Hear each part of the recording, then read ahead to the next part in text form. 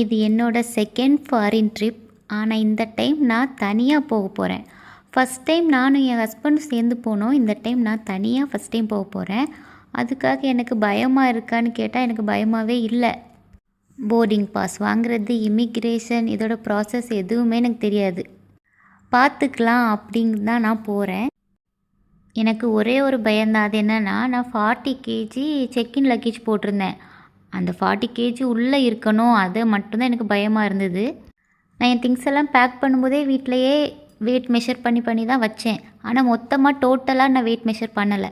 ஆனால் ஏர்போர்ட் போய் பார்க்கும்போது வெயிட் கரெக்டாக தான் இருந்தது. வெயிட் ப்ராப்ளம் வரலை எனக்கு. இமிக்ரேஷனில் போனால் அங்கே 1000 கொஸ்டின் கேட்குறாங்க. ஏன் போகிற, எதுக்கு போகிறாங்க, யார் இருக்கா, என்ன படிச்சிருக்கன்னுலாம் கேட்குறாங்க. ஆனால் என் ஹஸ்பண்ட் கூட நான் போனப்போ இப்படிலாம் கேட்கவே இல்லை. எப்படி வந்து ப்ராசஸ்லாம் முடிச்சுட்டு நான் ஜாலியாக ஃப்ளைட் ஏறி ஹாப்பியாக லேண்ட் ஆகிட்டேன். என்னோடய அபுதாபி வீடியோஸ்லாம் பார்க்கணுன்னா என்னோடய சேனலை மறக்காமல் ஃபாலோ பண்ணி வச்சுக்கோங்க.